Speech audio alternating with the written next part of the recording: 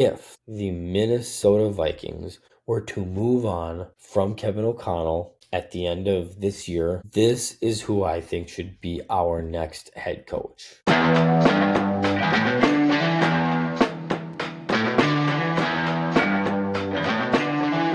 Hey there and welcome back to the Mini Weekend. I'm your host, Jack. Get into it, Mini. Okay. First and foremost, want to start this podcast by saying I hope everybody had a very, very happy Thanksgiving. Everybody traveled safe, had a fun time, and was able to spend it with some family and friends. Once again, I know I apologize in my post. I truly do apologize for last minute not doing a podcast. I really had intentions of doing one after the night of Thanksgiving, and it just got late. Yeah, so I apologize about that. But we're in the home stretch of the NFL season. I know right now we do a lot of NFL talk, but for those that don't know, we kind of still cover the NFL on a light note after the season starts, and basketball and all that kind of stuff. So yeah, like I said, hope everybody had a fun time.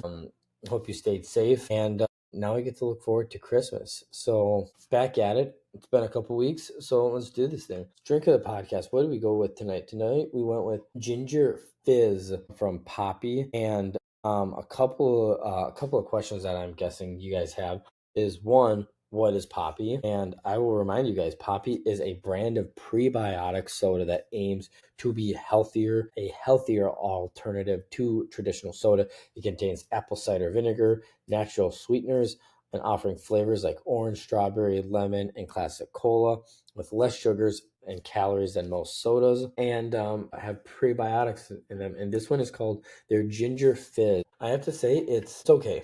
I don't think it's great, but I don't think it's terrible. This is, as you can see by the thing of the can, everything going on.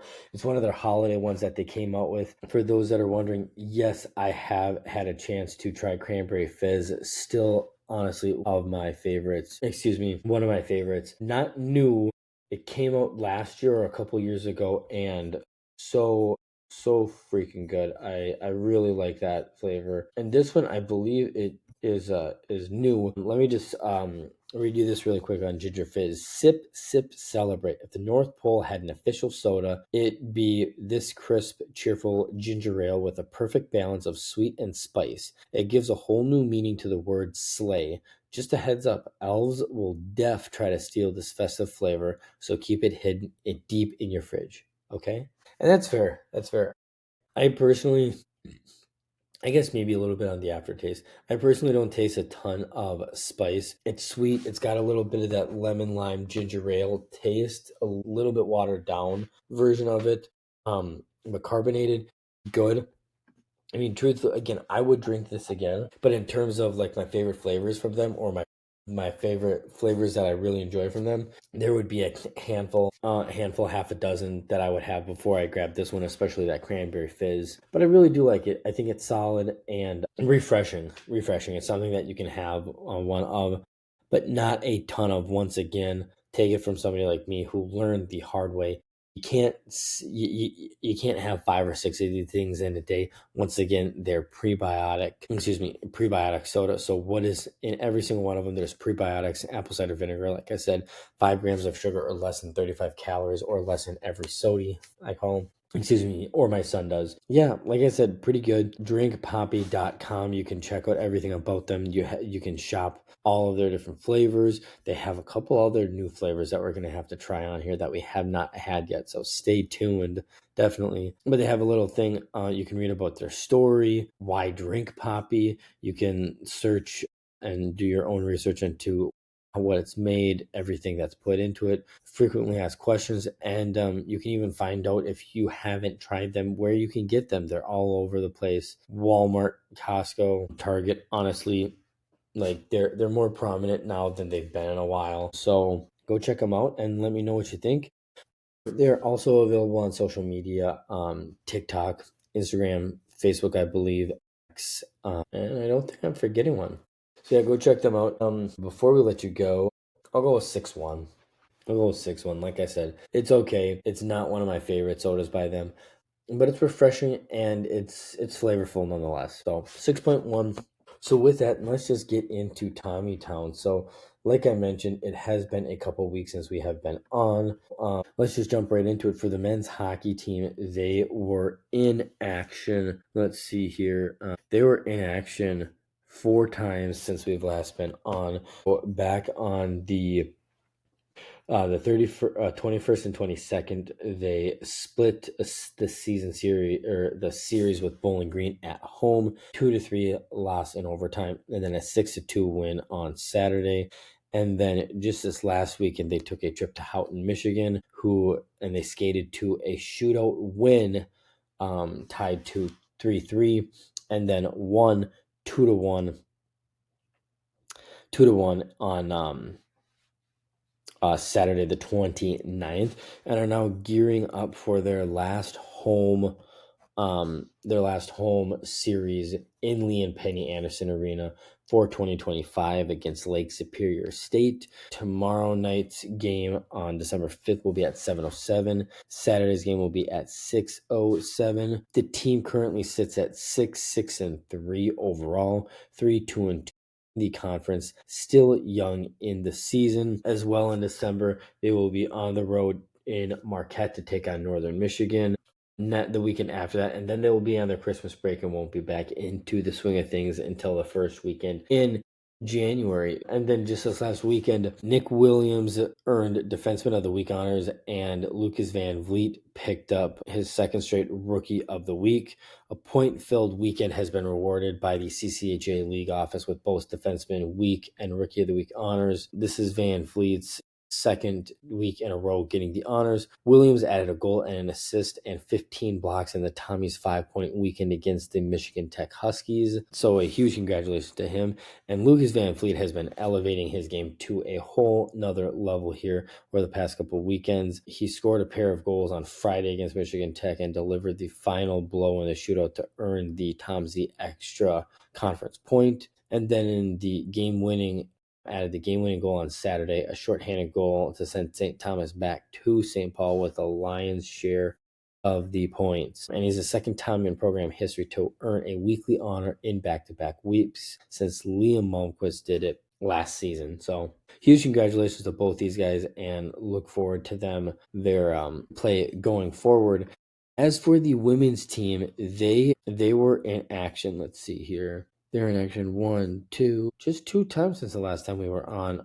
Picked up 2 losses to number 1 ranked Wisconsin, lost to 0-8 game on the 20th Thursday, and then 3-4 in overtime. So was able to keep a game really close against the best team in the nation. But despite that, they're not doing too bad. They're sitting at 8-10 overall for the year, but a measly 3-9-4 in the Tufts WCHA conference. They currently had this last weekend off and are gearing up for their first matchup with the Minnesota Golden Gophers in the Lee and Penny Anderson Arena. Tomorrow's game, Friday's game, will be at 2 p.m. and then Saturday's game will also be at 2 p.m.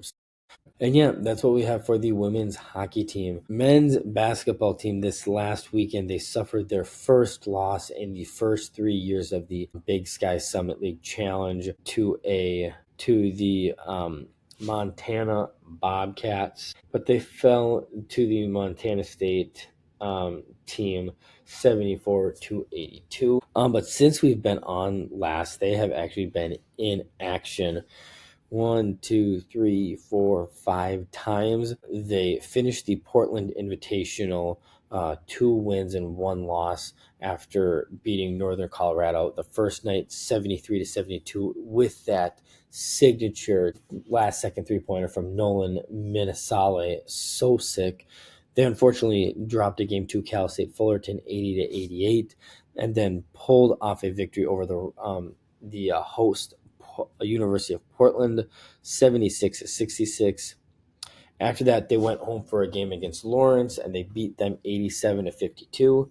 And then, like I said, Montana State beat them in the first of 2 games in the Big Sky Summit League Challenge, and they will have their second game against Weber State at home noon on this Sunday. So yeah, once again, the basketball team is sitting at 6-4 and has not started conference play yet. Again, this team continues to get big play from Nolan Minnesota, so much so that back on the 25th, it was announced that the sophomore Nolan Minnesota gets weekly honor for second straight week. He was named as the Summit League Quick Start Peak Performer of the Week for the second time this season. He extended his season opening 20-point streak, including a buzzer-beating game winner. Through these games, he averaged 23.3 points, 4.7 rebounds, 4.3 assists per game, while shooting 43% from the field. So really amazing streak. Hopefully the Tommies can hold on to this guy for at least another year or two, as he is only a sophomore. It'd be nice to keep him and try to use him to kind of catapult everything, the program, and get more guys that way and recruits. That's what we got for the men's team. Hope to see them in action here soon. And like I said, this upcoming week they'll have their second game of that Big Ten or Big Sky and Summit League Challenge. And then for the women's team, they were in action a couple times these last couple weekends as well. Since we have been on last, they went up for the Great Alaska Shootout, beat Alaska Anchorage for their first win of the game this season, 77-60, before falling to UC Irvine the next day, 55-63. After that, they came back home and lost a game to Oakland, 52-68 in the Liam Penny Anderson Arena, before just a couple nights later, November 30th, taking on UW Stout and crushing them by a score of 77-40. Holding the Wisconsin Stout to just 9 points in the second half. So obviously UW Stout is a Division III program, but still a win nonetheless, and got to be a good momentum going forward, which it did in their Big Sky, not Big Ten, Summit League Challenge. They beat Northern Arizona a couple nights ago on Wednesday, 74-66, and await the Montana Grizzlies at 8 p.m. on Saturday, December 6th, and will look for their fourth win of the season as they sit at 3-6 overall. And for them this upcoming week, they got Montana, like I mentioned, and then Crown will come to town for a matchup on the night of the next podcast, Wednesday the 10th. Yes, you heard that right. I know we've been kind of back and forth between Wednesday night podcast and Thursday night podcast. I have every intention, at least just like last year, for the remainder of this week and the next 4 regular season NFL, of doing Wednesday nights, because I know my bettors like my picks, and if I like something from Thursday night football, it's awesome. So that's what we have for the women's team. And then for the men's team, we unfortunately saw them close the season with a really, really big loss to the North Dakota State Bison, which really wasn't that much of a surprise, but not much of a surprise. It would have been nice to see them kind of keep it close. There were a couple self-inflicted wounds in this one, but there's a reason they're number one in the nation. There's a reason they're the defending champs. But with that, the Tommies concluded the season with an overall record of 7-5, 5-3 in the conference, 3-2 at home, 4-3 away. And yeah, all of that aside, they earned their 5th consecutive season with 3rd place or better finish in the Pioneer Football League. They had 16 Tommies earn PFL honors. Ryan Seaver, Luke Schuler, Quentin Cobb Butler, Andy Peters, James Morrison, Jason Laberte, Cole Sneed, Charlie Boucher, and Jay Sean Todd. And in addition, those 10 student athletes, 7 Tommy players were named to all-conference honorable mention. Ryan Cogliano, Nick Hand, Den Jute, Ahmad Muhammad, Jordan Pendleton, and Patrick Wagner. So a huge congratulations to all of them. And mainly for the football team, the FCS playoffs has already gotten underway, so we really just have some awards to highlight before we move on here. There were also 5 Tommies named to the Pioneer Football League all-academic, all-conference teams. Let me see here. It was Elliot Hunter, Andy Peters, Ryan Seaver, James Morrison, and Patrick Wagner. So a huge congratulations to them as well. And then the last one is our punter.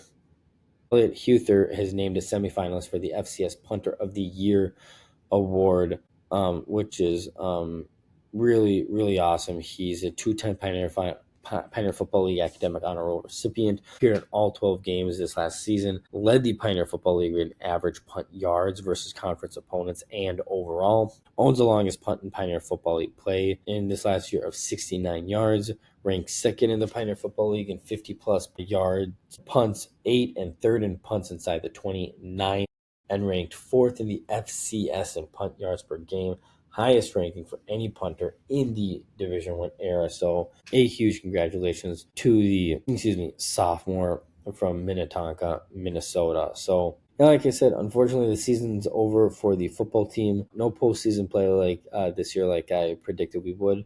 But you move on and you get better. And then before we move on, did want to give a quick shout out to the St. Thomas volleyball team as they become the first team in the Division I era to play in postseason play. They won the Summit League for the volleyball tournament, so they got an at-large bid or an automatic bid by winning their conference into the whole, it looks like they call it December Madness here, and they will kick off playing their first round matchup against number 5 in their region, Iowa State, tomorrow at 4:30.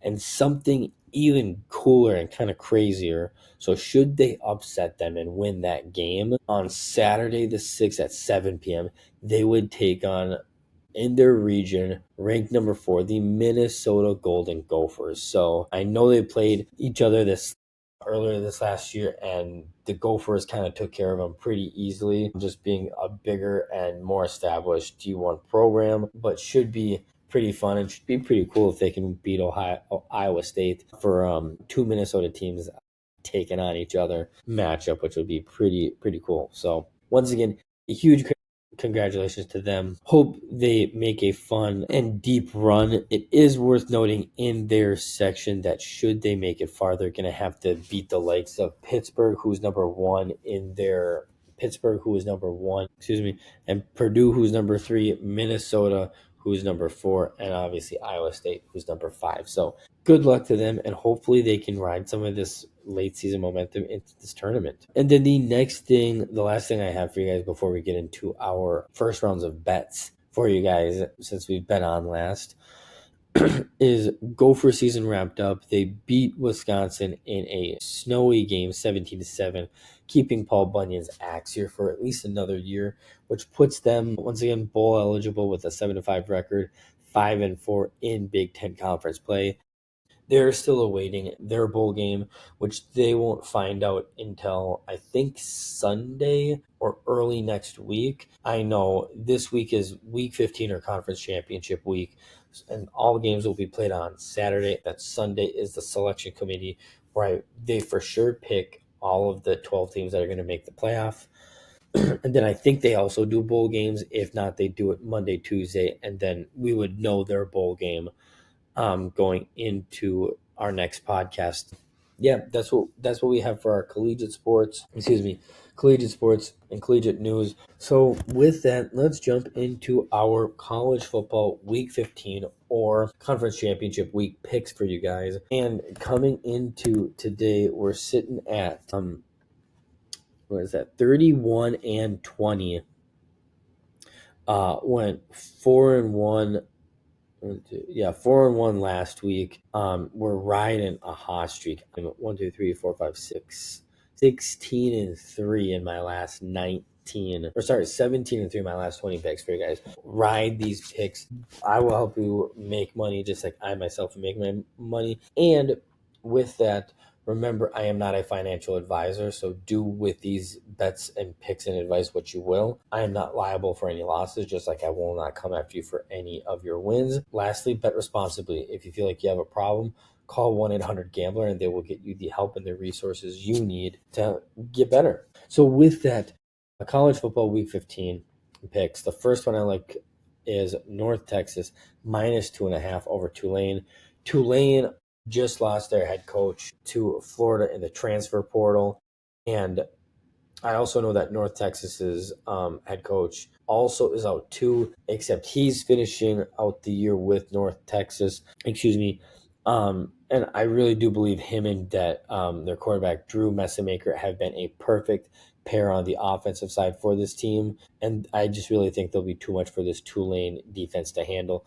So give me North Texas minus 2.5. Second pick I like, Georgia minus 2.5 over Alabama in the SEC championship game. I really just think this Bulldogs team is just all around the better, well-rounded team. Gunnar Stockton has been playing very well lately. He's played in a championship game before, and Georgia's defense has really turned the page this last half of the season, truly just being lights out, which I think in turn will be too much for Ty Simpson to handle. So Georgia will win the SEC minus 2.5 over Alabama.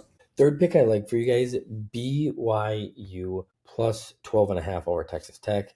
BYU's coach has announced he is coming back to the program, and they're currently playing for their college football playoff lives in this game. They literally have all the motivation in the world here. Texas Tech is already in, and but once again, I love BYU in this situation and in this spot. Bayer Bachmeier has been stud all year long for this team. I know they got killed by Tech last time, but I think they learned a lot here, and I think they for sure cover. I actually have a weird feeling that they might just win this game outright. So BYU plus 12.5. Then my fourth and final pick I like for this weekend, Virginia minus 3.5 over Duke. Look, regardless of the sport, it's hard to beat a team twice. I love this matchup for Virginia. They were up 31-3 at Duke when they last met, due mostly to the Cavaliers' stout defensive line against that Blue Devils O-line. I think that's going to be hard to fix in this matchup for Duke. And easier for the Cavaliers to exploit. So give me Virginia minus 3.5. So once again, quickly recapping, North Texas minus 2.5 over Tulane, Georgia minus 2.5 over Alabama, BYU plus 12.5 over Texas Tech, and Virginia minus 3.5 over Duke. So that's what I like this week for college football. And then, yeah, our good friends at UNRL. So we actually got a pretty cool package this earlier today from them. Got some cool Black Friday stuff from them. This hat was in it. Let's see here. This one it looks like kind of like an OG hat. This is their UNRL Supply Company Snapback Mid Pro. So cool, so clean. I love the white. I don't have any white hats from them. I do have a couple other white hats that I don't love. So I'm thrilled that I now have an Unreal one I get to wear. So love that for me. But yeah, like I said, Unreal. Go check out online. They had their, which one was it? They had their NFL Volume 4 drop within this last week. This last week. Another black, it looked like it's a full zip kind of hoodie. Looks really cool. And then for those that don't know, there is a Vikings exclusive drop coming up on Tuesday the 9th, and it's their whiteout edition. So you can go onto the website, join the wait list, and get notifications for when it's going to drop, more pictures, all that kind of stuff. So go check that out. And yeah, if you're not into the Vikings, I still urge you, go to unrl.com. Top of the line in athleisure, like I've mentioned before. Tonight with the hat, I'm wearing one of my favorite types of hoodies from them, and hoodie in general. It's their Elevation hoodie. Super simple. It's Vikings, obviously. Got the cool little thing up here. Purple drawstrings. Super comfortable, like I said, lightweight. You can wear it over shirt or a long sleeve, and you can also wear it under like a bomber jacket or something like that. I personally love it, and I actually on top of the hat, I'm actually wearing new sweats I got in my bundle today, and it's their High Street jogger. And oh my gosh, I didn't think sweatpants could be this comfortable. I love them, and it's their taupe color. But yeah, go check them out. I can only say so much about them before you guys just have to check them out for yourself. They literally have everything. If you're a golfer, they have polos, they have pants, they have things that you can dress up. These things that you can dress up, you can also dress down. They have sweats, they have t-shirts, they have jackets, they have bags, socks, hats, winter hats, beanies, golf hats, snapbacks, fitted hats, you name it, top of the line in athleisure. Go check them out, unrl.com, and you can find them all over excuse me, social media as well. Facebook, X, Instagram, TikTok, and LinkedIn. And on top of it, do not forget, in my YouTube description, every single week I put in my link. So if you guys want $15 off of your next order, you can click on that link. You'll get $15 off. And on top of that, you'll start accruing points that you can use towards 25, 35, 45, and $50 off future orders as well. So go check them out. I promise you guys, you will not be disappointed. If you are already looking forward to the NFL fifth drop, that will be, so we got the drop number 4 was on Black Friday, November 28th. Vikings exclusive coming up on November 9th, whiteout edition. Excuse me.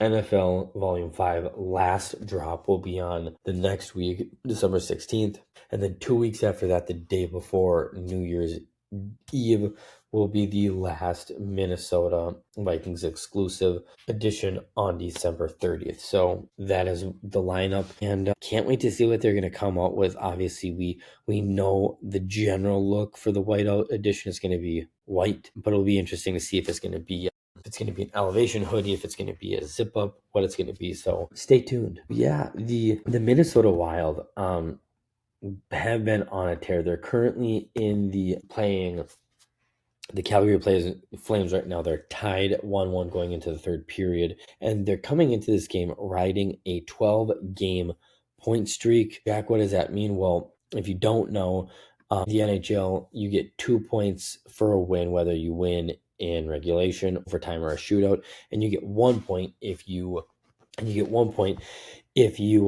lose in overtime in a shootout. So for the last 12 games, they've at least gotten 1 point out of it, and 12 points out of it. And their last loss that they didn't get a point in was back in November 6th. It was a 4-3 loss to the Carolina Hurricanes. And in their 12-game point streak, they've only lost in overtime or a shootout twice. So that means they're 10-2 in their last 12 games, which is pretty remarkable. So yeah, and let's just talk about Jesper Wallstedt.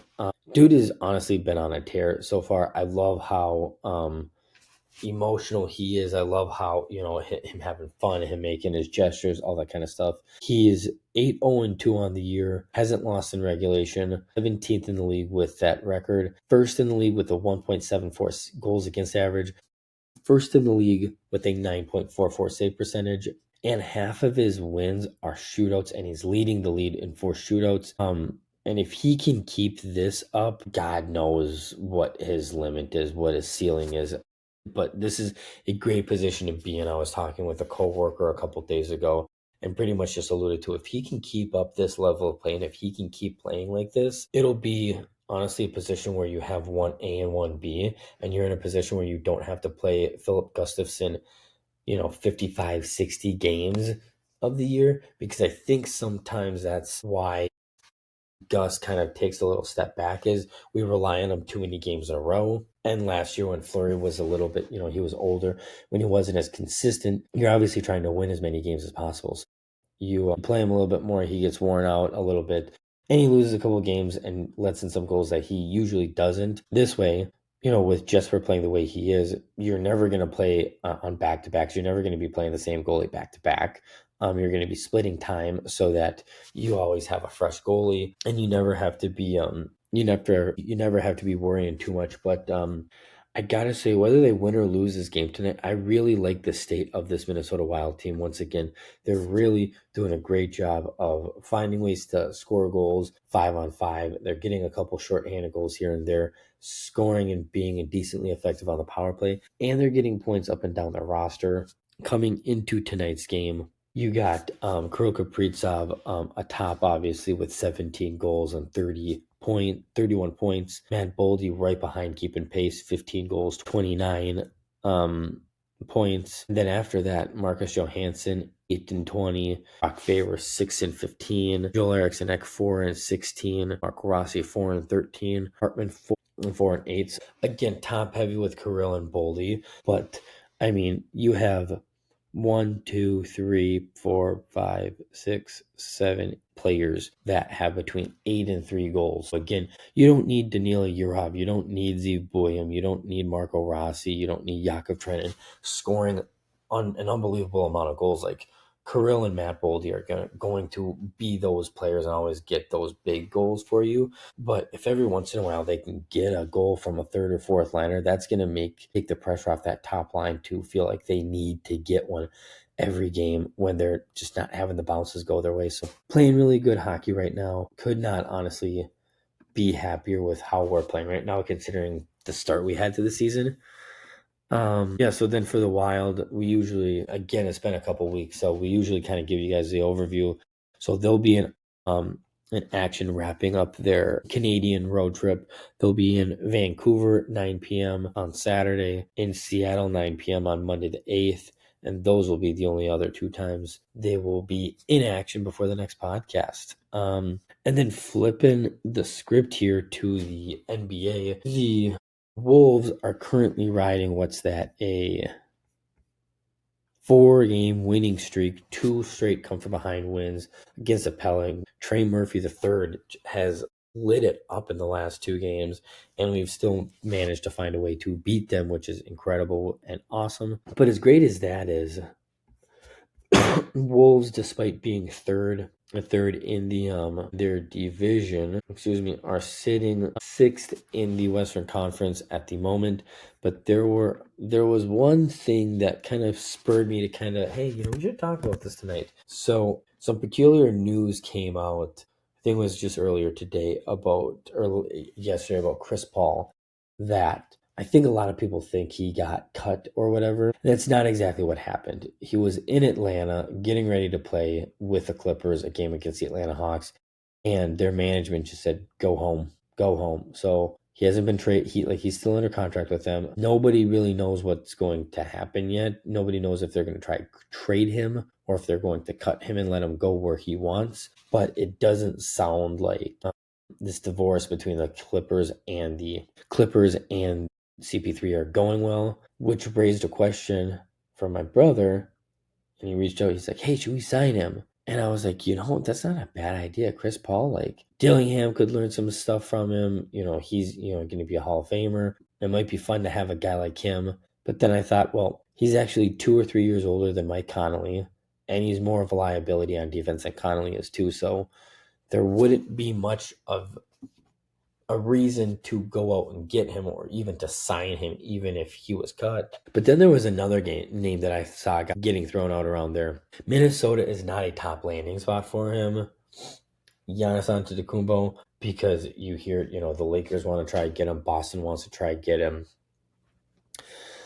Chicago wants to try to get him. All the big markets want to get him. And truthfully, I wouldn't mind getting Giannis. We kind of talked about this a little bit at the beginning of the season, though. My fear is we're going to have to give up too many of our pieces to get him. Now, I know a lot of people might say, well, Jack, when you have 2 guys like Anthony Edwards, or 3 guys like Anthony Edwards, Julius Randle, and Giannis Antetokounmpo, you can kind of get whoever you want free agent wise and other guys to build around him. And as much as that is true, I don't really want to give up guys like Terrence Shannon Jr., Jaden McDaniels. These are guys that have been in the system for a while that, just play really well with these guys. So it begs the question, if we go get him, what is the asking price going to be? Because as much as I would love for him to be a Timberwolf, I don't want to have to give away Terrence Shannon Jr., Jaden McDaniels, 2 or 3 more first-round picks, and Rob Dillingham just to get him. So, but who knows? Who knows? Crazier things have happened. Tim Connolly knows what he's doing. I trust that man. But if there's anybody that we should try to get in a trade, I have not talked about this guy before.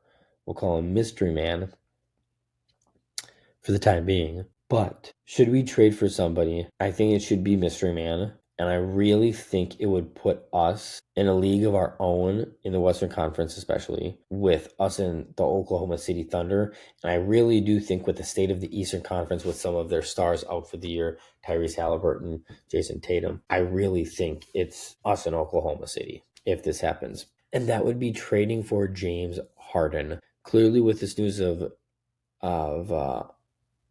the Chris Paul and the Clippers, they're treating the roster like a Black Friday deal. You want James Harden?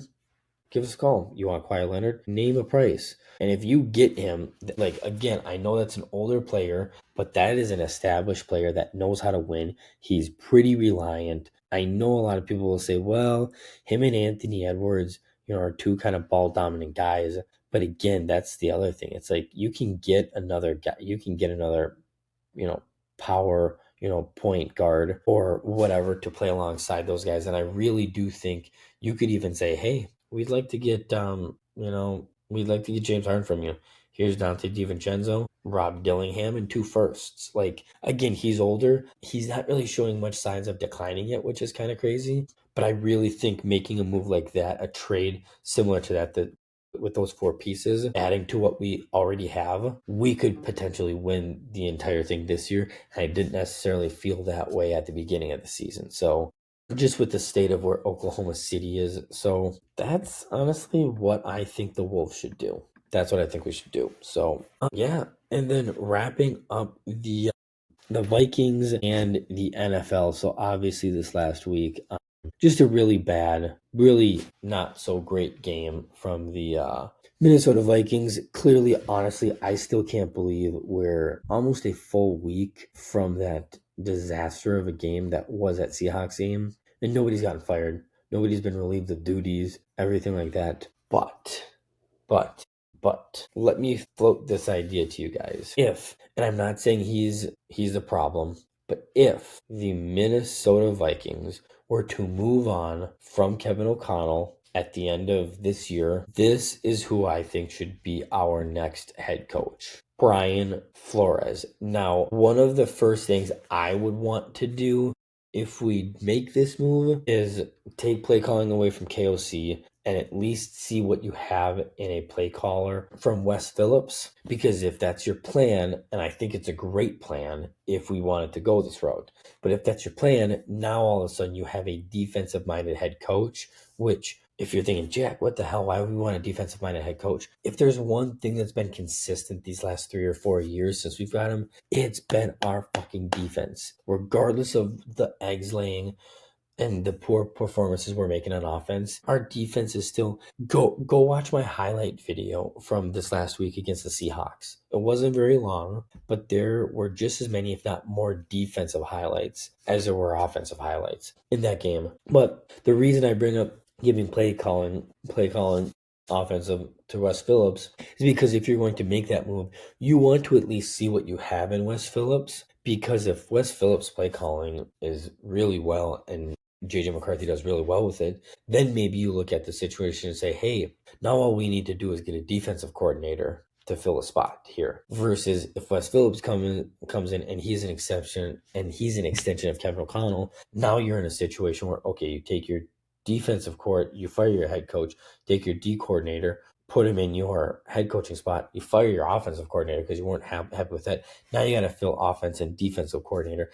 And I just think going into that situation, you'd rather know, okay, what do we have to get? Okay, we need offensive and defensive coordinator rather than we for sure need defensive coordinator. We're not really sure what we have in our offensive coordinator. And then, yeah, no, now we need our offensive coordinator. And you know that a couple weeks later when you could have had your pick of the crop and some other guys have already been taken. So that is honestly just something I've been thinking about this week on top of the ridiculous Adam Thielen news. Look, I didn't realize this was his actual last year. I had a feeling this year and next year would be his last year, but for him to be this late in the year and be like, yeah, I want to play an integral part on a team. It's like, dude, you're not catching balls. What kind of role do you think you're going to play for a team? Like, obviously, I love him. I'm appreciative for everything he's done for our team and for our franchise. But at the end of the day, he's been asked this year. He's been ass and he hasn't looked good. He's dropped balls. He, out of everybody, has probably been the worst at it. He hasn't had the most targets, but I think he's like 4 for 10 passes thrown to him. So not a good look. So yeah, that's those are kind of my quick hitting thoughts here on the Thielen news. But yeah, we're essentially out of the playoffs at this point. We're not going to make the playoffs. So looking forward to this upcoming week. We can just jump right into our bets here. I'm sure you guys are eager as much as I am. Still doing pretty well on our weekly picks here. 24-18. Went 2-1 this last week. With that, my upset I like this week is Cincinnati +6. Guys, I really, really, really like the Bengals in this situation here to actually win this one outright and not just cover the points. This team is just flat out better with Joe Burrow at the helm. He didn't really particularly play amazing. He played good. He didn't play amazing this last week against the Ravens, and they still found a way to win. And this defense that has been notoriously atrocious is turning a corner with Al Golden having a couple months in this new role. And on top of that, this defense just forced 5 turnovers against Lamar Jackson and Derrick Henry. So I really like Cincy +6 in the spot.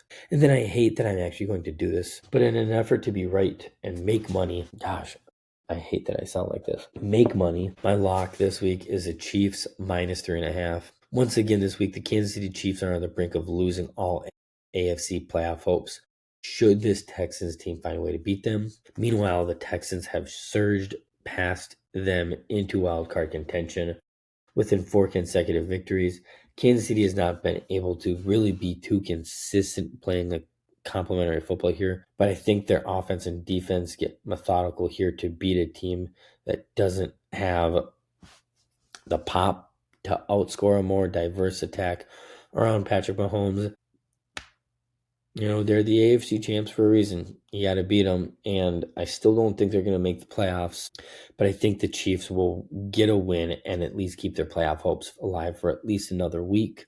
Which brings us to our Minnesota Vikings game for the week. So it just came out today that Jaden Daniels is taking the steps. He's a full participant, and there's a chance he's going to play this week. Regardless of who's at the quarterback position, I don't trust this Minnesota Vikings offense. I think our defense is going to play well and is going to have the capability of keeping this somewhat close of a game or keep it look decent. I think if Marcus Mariota plays, he damn near just beat one of the better teams in the AFC in the Denver Broncos this last weekend. So I think if Marcus Mariota plays, I think that it could be a pretty close game, but I think we'll lose. If Jane Daniels plays, it could be a tough game. I don't really know who's going to play, so I'm going to err on the side of caution, but I'm just going to take Washington +1.5 in this instance. Like I said, I can't in good faith, especially after a week where he didn't play. I can't put much faith and much stock into JJ McCarthy right now. I really would just like to see them develop him and get him better these next couple of weeks heading into the offseason. So yeah, I like in this one, Washington 1.5 in this game. I'll quickly jump into this Vikings game. So like I said, I think we're going to lose a close one. I think Washington is going to beat us 21-18. I think on the offensive side of things, JJ is going to have 80+ receiving yards with a touchdown, and our defense this time will force 2 turnovers. So that's what I got for our game. Once again, Washington to win 21-17. On the offensive side, I think Justin Jefferson is going to have another good game. I think he's expressed some, not playing well and not, kind of having to be patient, not having a great year. But I think he's an outstanding player, and I think he'll have another couple good games here before the season winds down, and take some momentum and learn and get ready for next season. So yeah, and then our other picks this week, the Titan Browns game. I really like this game to go under 33.5 points. I really like our Minnesota Washington game to go under 42.5 points. I like the Tampa Bay Buccaneers as 8.5-point favorites over the Saints. And let's see, what else did I put down here? I actually like the Steelers as 5.5-point dogs to the Ravens. And then lastly, I like the Seahawks as 7.5-point favorites at home against the Atlanta Falcons. So yeah, once again, do with these picks what you will. Hopefully we win some more money for you guys this week. And like always, make sure you subscribe to our YouTube channel and anywhere you listen to the podcast to get notified when the new episodes come out. Make sure you follow us all over social. YouTube, like I mentioned, X, Facebook, Instagram, TikTok, all that stuff. Stay up to date on everything we're doing over here on the mini weekend for all of our content as well. And lastly, don't be afraid to reach out with comments, questions, or topics you want us to talk about on here, and let us know if you'd like to stay anonymous. Till next time, Mini.